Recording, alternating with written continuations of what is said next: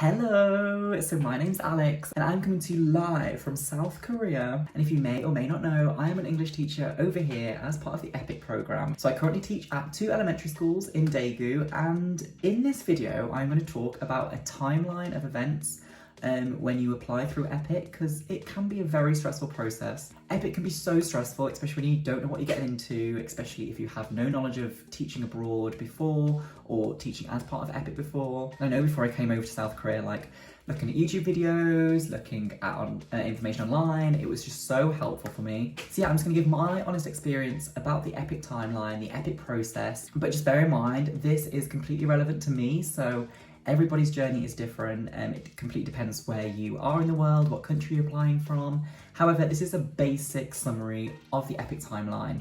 And hopefully this will help you if you are planning to come to South Korea. Hopefully it'll give you a bit of insight into how long it takes, how stressful it can be. But like always, if you have any questions, if you have any problems, please feel free to message me on Instagram or down in the comments below, or via email, or however else you can contact me.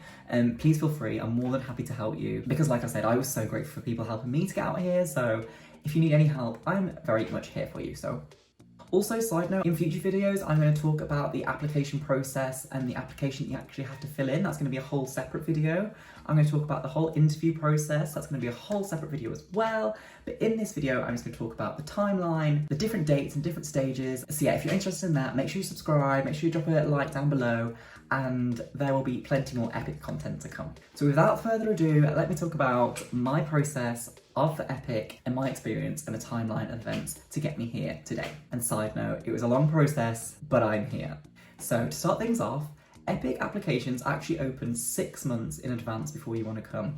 So EPIK, they recruit people twice a year. So the main intake is in February, so it's like late February intake, so it's spring intake. And the second intake is fall intake, which is at the end of August. So if you wanted to come to South Korea in February, applications open at the start of August, so it's like a 6-month period before. So just keep this in mind when you're applying. Like many people do want to come to Korea at the start of the school year, and that starts in February over here in Korea. But if you wanted to come in August, that's absolutely fine as well. It won't put you at any disadvantage. Your contract is still a year long, so you'll do August to August. But personally for me, like I wasn't too fussed about starting at the start of the school year, but it was more about the seasons. Like I wanted to come into spring, going into the summer, and then like experience the full range of seasons. Whereas if I came in August, especially because I'm in Daegu, like that's so hot, and it was like going into winter. So I thought moving to a new country, going into winter, like I thought that would kind of be a bit depressing as well. And especially at the end of the year contract, like I'd be leaving in the height of summer as well, so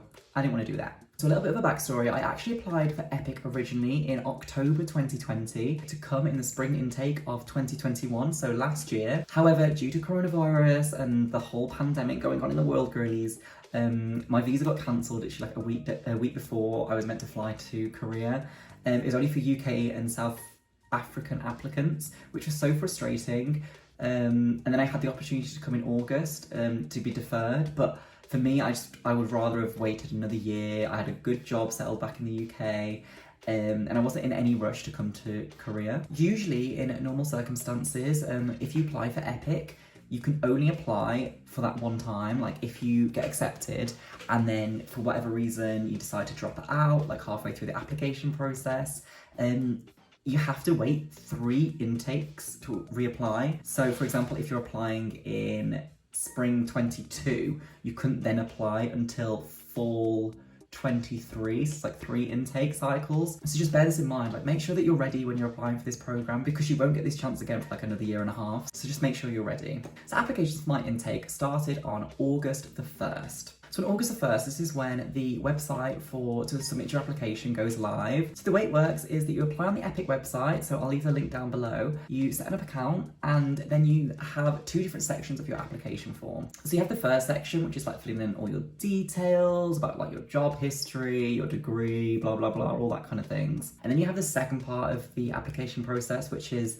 a lesson plan and everything. But yeah, on August the 1st, I made sure I completed the whole of the first section of the application form because I just wanted to get ahead of the game. Also, at this time on August the 1st, I reached out for some of the first documents that I needed. So I applied for my DBS check on August the 1st because it's valid for 6 months. So this was perfectly fine to come in the spring intake because I had enough time within the 6-month period. So August the 1st, applied for my DBS, and I was anticipating this to take about 2 to 3 weeks for it to come. So fast forward a week, it's August the 7th now. So I spent the last week trying to plan my lesson and make sure it's all perfect and everything. I was in contact with my recruiter to see if my lesson plan was all right and everything. And on August the 7th, I finally officially submitted my whole application to EPIK, and it just went.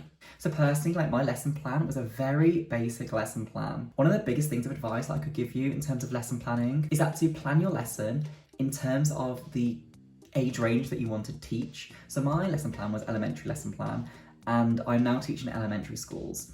A lot of my friends, like, they wanted to teach elementary schools, but they did like a high school lesson plan or a middle school lesson plan, and they're actually teaching at middle and high schools now, and that was not their preference. Like, this is not the defining factor of how you get chose and what schools you're going to be at, but I think this is like a really important thing. Just make sure that you aim your lesson at the target audience that you want to teach at, because if the recruiters see this and they're like, wow, like, you just made a really good elementary school plan, then you're more than likely going to be recruited for an elementary school because they can see what you're capable of. So that was my mindset anyway. So yeah, that's a little bit of advice. Also, another caveat is if you are with a recruiter, so personally I went with a recruiter, but I knew my recruiter from like the last time they applied, so I had a good connection with them. But sometimes this time frame can be slightly different. So regardless if you are with a recruiter or not, EPIK application always opens at the same time, so you don't get any preference whether you are with a recruiter or going direct. But just keep this in mind and double check with the agency or recruitment that you're working with. Also, straight after I submitted my application on August the 7th, I started to get my documents together. So please check at the time that you're watching this what kind of documents that you needed, as this is changing like every single intake. So for mine, like, for example, I needed like a birth certificate, and I'm not too sure if you need a birth certificate this year, so just double check because I'm really not too sure. I'm so sorry if that's not really helpful. So there were a couple of documents that I could get straight off the back. So I messaged some of my references in order to get references from them. I managed to order a birth certificate. I managed to get my transcripts like all applied for and everything on this day, because I was so aware that some of these things can take like weeks, maybe even months to come, because you're relying on other people at the end of the day, so you'd rather just get it done sooner rather than later. And then we went into a period of just waiting. So like I said in a previous video of mine, the waiting game with EPIK is kind of unbearable. So I was waiting a good, probably it was like just under 2 months from submitting my application to actually getting an email back in response from EPIK saying, congratulations, you've been invited for an interview. So I actually got my offer for an interview at the end of September, so it was on the 27th of September 2021. It was to announce that I had an interview scheduled for exactly a week later at the start of October. And this was brilliant because I had so much time to prepare, I could contact my recruiter, give me some information, everything. And personally, the recruiter that I went with, they knew when my they knew when my interview was and everything. So within the middle of this week, I actually had like a practice interview with my recruiter, which was so helpful because he gave me so many hints of things, what to do, what to improve on and everything. So yeah, I was super grateful with that. And that's also another bonus of going through a recruiting agency. So the time has come, I've had my interview. My interview was at like 3 o'clock in the morning because of time zones. And at the end of the interview, they confirmed that I would get confirmation if I had passed or not within about 3 to 5 days. And lo and behold, on the 3rd day, I got an email to confirm that I had passed my interview, and I was so happy. This was on October the 6th.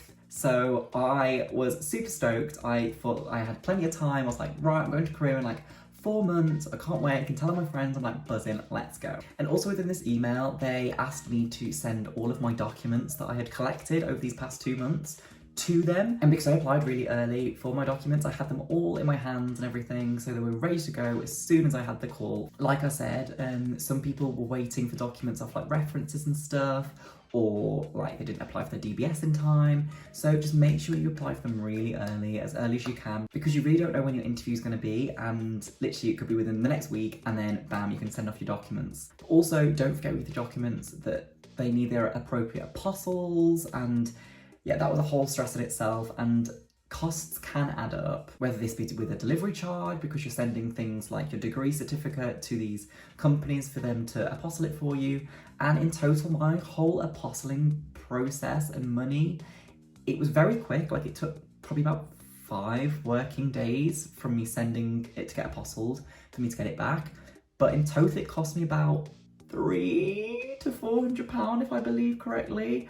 So it can be very expensive. So make sure you're only sending your documents off once, because costs can't add up, and that is just not it.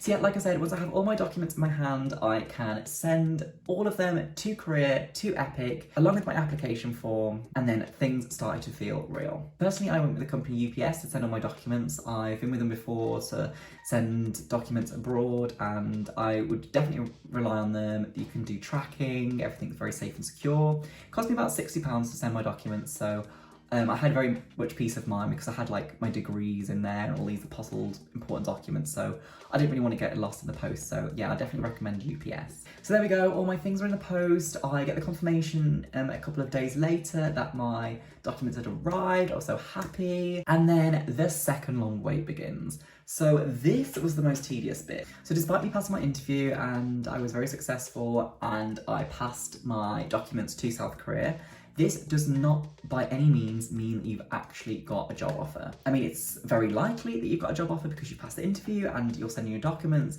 but it doesn't 100% guarantee that you've got a job offer. So this whole process of approximately another 2 months waiting around, oh my God, it was so stressful. Because obviously, like, my friends are asking about it, my family are asking about it, like my landlord was asking about it, like what's going on, and I'm just like, maybe I'm going to South Korea, like I'm probably going to South Korea, but I don't want to jinx anything, and maybe I'm not going to South Korea. So yeah, it was so stressful, just waiting around, and like everything was so out of your control as well.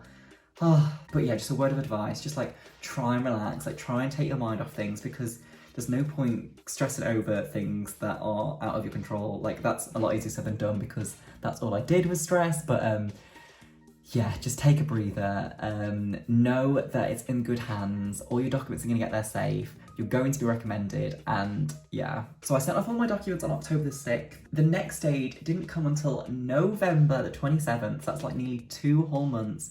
But I got an email saying that I'd been confirmed, my location had been chosen, and I got the confirmation email that I was going to be placed in Daegu. So Daegu is my preference, so I was super stoked that I had it. I was like, yes, Daegu! Some of the other people that I was speaking to like didn't get the preferences, they were like kind of bummed by it. But I honestly think that they leave the process so late to find out that what your school is in your area, because if people did find out they weren't in a good position, but literally they've sent all the documents and everything, then sometimes they can be like, oh, actually, like, I don't want to go because that's not my location. And that's not the mindset to go in. Like, you're going to Korea for the experience, you're not going for the location after all. So in my mind, I think they just waited so long to tell you, because I'm at like the final stage now. So there's kind of no going back. I mean, there is, but I don't want to go back. But the fact that I got my preference, I was just like buzzing. So now it is round 2 of the waiting game. Oh my God. So this waiting game is even worse than the first waiting game. So obviously I've heard about my preference, and this is the end of November. However, the next time I hear contact from EPIK is at the very end of December. So Christmas has come and gone, I've not heard anything yet. However, on the 29th of December, I get an email saying, congratulations, your contract is being shipped to you. It'll take about 5 business days. And I could not believe it. I was just like, no way is this happening. Like, I've been waiting 2 years for this moment, and it has finally happened. They are sending me my contract. I just couldn't believe it. But yeah, like I said, this was so stressful because I didn't know like who to tell. Like, I didn't know whether to tell my friends. Like, I did tell my friends, but I didn't want to tell them like 100% that I was going, because I was just so stressed at this stage. And like with my job and my landlord, I was like, maybe I know I'm going to Korea, but maybe I'm not. But when I got this email, I was like, oh, thank God. And at the start of January, I got through the post, finally, my contract. It was in my hands. I was so happy. I could not believe it. It looked so gorgeous and so pristine. I was just absolutely blessed. But even those 5 days when it was in the post, I was so stressed, like every single day. I was like, what if it gets lost? What if like this isn't real? What if they get the wrong address? Oh my God, I was so stressed. But when I had it in my hands, I was very, very, very happy. But the stress is not over. So once I got my contract in my hands, this meant that I could apply for my visa. So the visa takes around about 2 to 3 weeks to apply for. This is for the UK, so I'm not too sure how it is for other countries, but oh my goodness. So as soon as I got my contract, I packed all my documents together that I needed, sent it off to the London embassy. During like the whole time that I had to do it, it was all via post, so I didn't have to go in person. This might be different for yourself because I really don't know what the situation is going to be like for next intake. But yeah, even this process of just like sending my documents, waiting 2 to 3 weeks, bearing in mind like I could potentially be going in about 5 weeks time, I was just like, what the heck? Like, this is crazy that everything's so last minute. But anyway, so I sent my documents off. So at this moment, I then paid for my flights. So some people actually pay for their flights like before they even got their contract, like when they found out at the end of October. But to me, that is just kind of too early because looking back at what happened to me last year, like I was just not willing to go through that stress again of faffing about and all that stress. So I wanted to wait until it was like 99.99% certain that I was going. So once I sent all my documents off my visa, I felt comfortable that, right, it's going to be official. They can expedite my visa if it does get delayed. So I'm going to go and look at my flights. So I was on Skyscanner, I was booking a one-way ticket. I was like, bam, bam, bam. And I finally did it. I booked my flights. It was a refundable flight as well. And even though it was a little bit more expensive than people that paid previously, like a little bit earlier, like I would have rather had that benefit of knowing that I was actually going and paying a little bit more. And as part of EPIK, you get your flights reimbursed anyway, so I didn't actually mind too much. So yeah, but it started to feel real now, and I was just like, oh my goodness. But I was so nervous at the same time because I've still not got my visa, like it's still in the post. My flight was booked for February the 10th. So this is because I had to quarantine for 10 days in a hotel. So usually the intake for spring usually comes in about February the 20th, February the 21st. But I still didn't have my visa, so I was still like, oh my god, like I might not be going, and I was so stressed by this. And then finally, a good total of 20 days after I set my visa, I finally got the confirmation that it had been accepted. I was going to have my visa approved, or my documents have been sent back in the post. And girlies, it was official, very nearly, that I was going to South Korea. Like at this moment, I was just like, oh my god, like it's actually real. And this is when I told like all my friends that like, oh my god, I'm actually going now, because I was so confident. I resigned from my job, I told my landlord and everything. But even then, from like London to my house, waiting game for my visa, like it only took like 3 days. I was so nervous. I was like, unless I've got it in my hands, I am just I'm not gonna rest. But then on February the 2nd, in my hands, I had everything I needed. I had my contract, I had my visa, I had my flight booked, and I was going to Korea. I just couldn't believe it. Like, it was so, like, a lot going on. I couldn't believe what had happened. And this was 8 days before my flight that I got my visa. So even though I applied, like, on the very first day, like I set up my account August the 1st, I still didn't get my visa until 8 days before I flew. So I just want to put this in context, like, regardless of what time you apply, like, I know people that apply, like, August the 1st, some people apply a little bit later in, like, September time. I've even heard people apply, like, in October and still get it. No matter what time you apply, like the whole visa process is the same, and it is just a stressful experience. So just bear that in mind when you're applying for it. And yet the 10th of February came, I got on the flight, everything went fine, and because of the journey time and the amount of flights and everything else, I eventually got to Korea on the 11th, and yeah, it was, wow.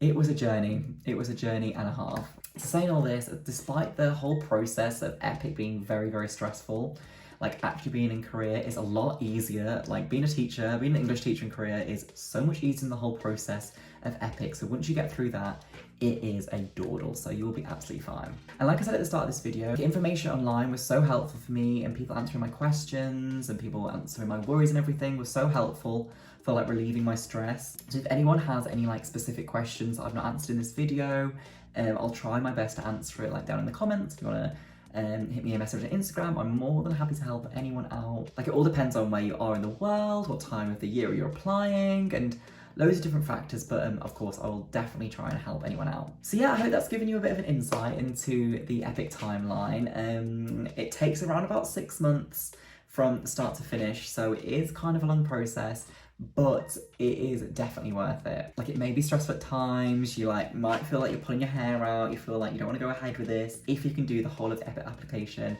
you can do anything, girlies. So yeah, hopefully this video wasn't too long. Like, oh my goodness, I'm so sorry for babbling on. I've got a couple more videos planned. Make sure that you subscribe and hit the like button below, and I will catch you next week on this channel with a different kind of video. I'm not sure what I've got planned yet, but I'm sure it'll be fun. Have a good afternoon, have a good evening, have a good night, have a good morning, and I will see you next time.